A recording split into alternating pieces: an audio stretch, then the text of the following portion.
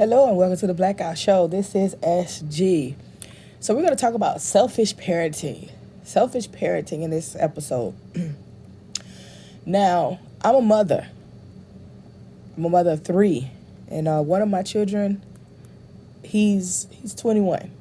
So I'm going to step on some toes, probably even mine, because we never know what the future may hold. And I pray that I'm never a selfish parent. But selfish parenting is once you raise your child, you're raising your child to fend on their own, to be independent, to love, to love you, their other parent, or as parents, you teach them to love you guys, you teach them to love their siblings and love the world. When your child gets grown, it is then your child's duty to live their own life, to go out and fend for themselves. You've lived your life. And whatever decisions that you made while living your life, as we get older, we have to live with those decisions, whatever it may be. So when it comes down, you do have people that don't believe in karma and so on and so forth, but it all depends on where your Saturn is, right? And so that speaks volumes. That will actually tell how karma will hit you and if you believe in karma or not, because sometimes karma don't hit you in this lifetime. But and your Saturn, you can find your Saturn in your birth chart, right? But karma is real, and it's only a small few that experience karma in their next life, right? So either way, someone could be experiencing karma from this life or karma from their past life, but there could be situations, right? So when you have lived your life and did what it was that you wanted to do, it's very selfish of you to want your child to give up their own personal life to be there for you, to assist you, to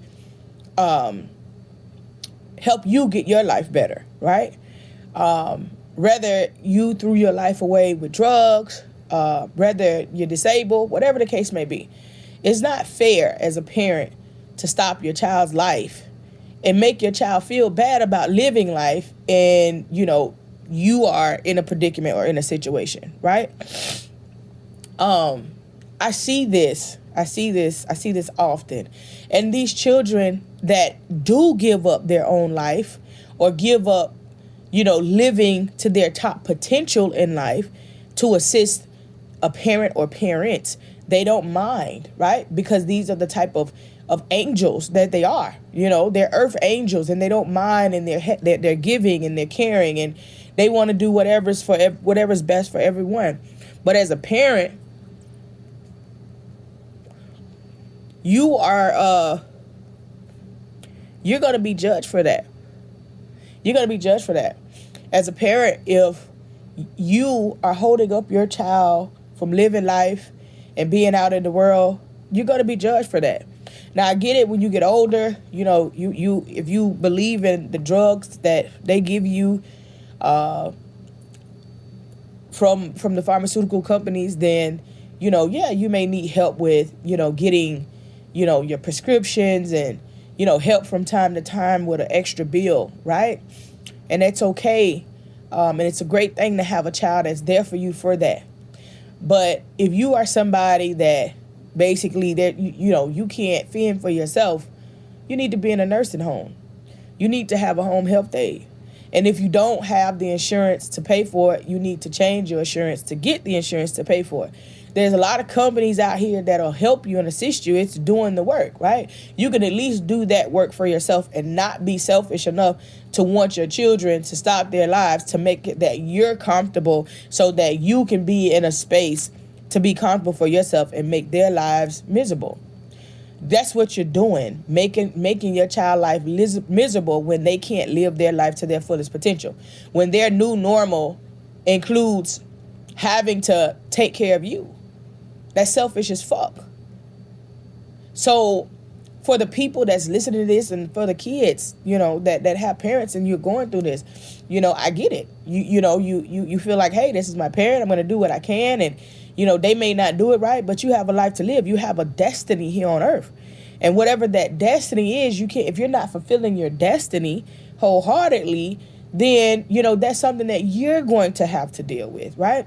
But we're not talking about this enough because we're like, oh, you're such an amazing person for giving up your own life to help someone else's. And, that's the garbage that we feel is okay, but that's pure trash. No one should have to give their life up. And I pray, and this is why I work hard the way that I do now, because if I'm to the point where I cannot fend for myself, I do not want my children to give up their life to have to fend for me.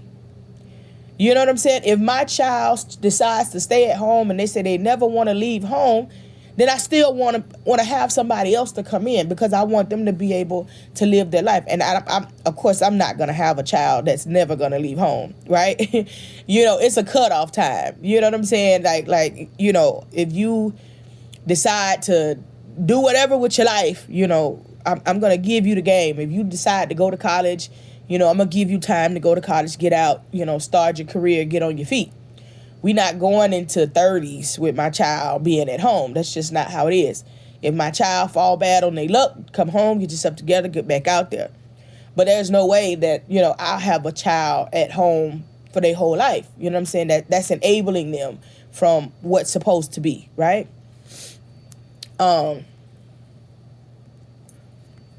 We got to stop this. We're going to talk against parents that's enabling their children to be the best version of themselves. We're going to talk against the parents that allow their children to stay home in their 30s and 40s and they're not doing nothing with themselves. We're going to talk against the children that, throw their life away to senseless crimes and things of that nature. But we're going to upholding our children from living their life to the fullest potential. That's not right. It got to go in all categories, right? So when I've lived my life, right? I live my life. And at this point in my life, I have to be here for my children and others, right? Being in spiritual enlightenment. I have to be here for my children and others.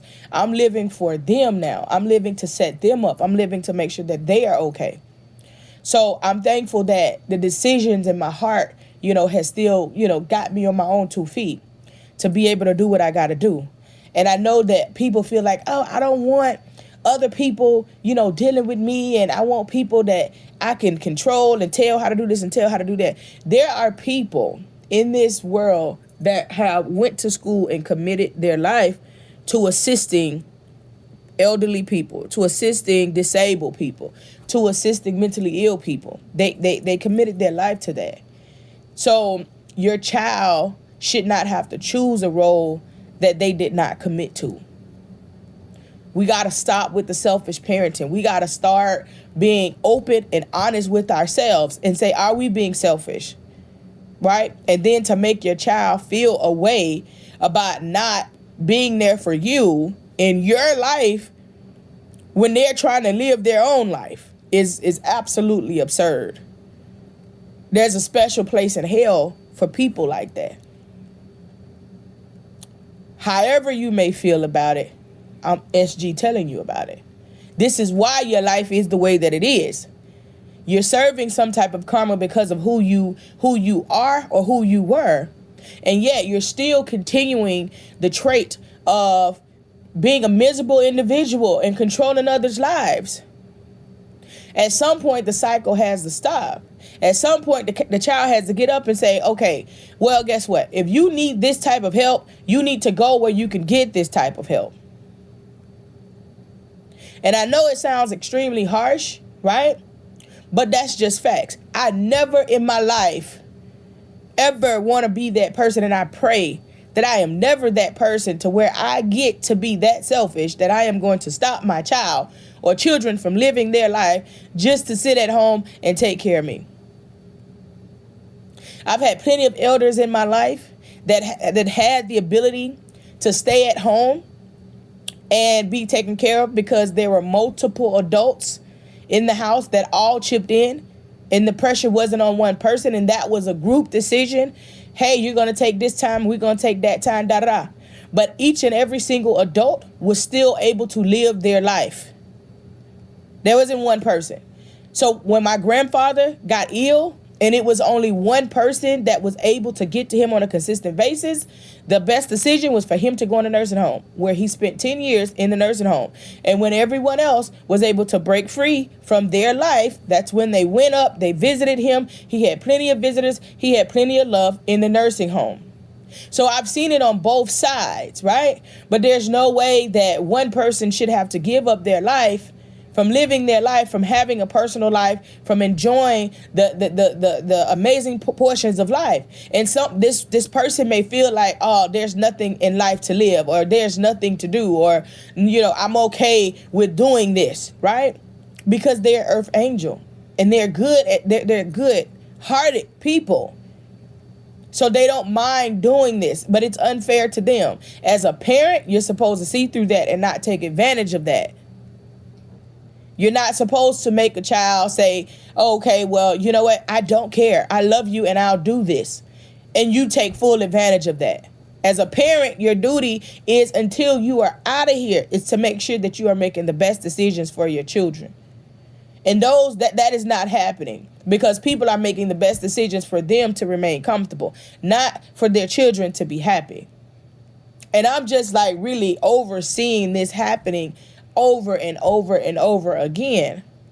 My duty as a parent don't stop when my son got 18. It goes until the end. I still have to make very conscious decisions when it comes to my 21-year-old. It's like putting him in the right position, making sure that I am not enabling him, making sure that he's standing on his own 2 feet, making sure that he knows how to be the man that he was destined to be. We got to cut these cords and we got to stop bad parenting. Enabling them is bad and them enabling you is bad. So if you don't have the common sense as a parent, you could have done a lot of things right, but that's one major thing that you're doing wrong. And that trumps everything that you did right. We really got to stop enabling kids, and we got to stop allowing kids to enable us. Like, get out of that selfish zone. Get out of that selfish mode. There's no one here that should not be able to live their life to the fullest. We have 24 hours in a day. Even if your child can come and dedicate 1 hour a day to you, that child should be absolutely comfortable with going to live however many other hours of the day for themselves. It should not be, very selfish, because you need a husband. And at that point, if you did not have a husband, if you did not secure a husband in your time, your children do not become your husband. Your children do not become your wives. Your children are your children. We get so accustomed to being selfish that we take this, and then the next lifetime we're still dealing with it because we haven't broke the selfish cycle. Stop being a selfish parent. Ashe.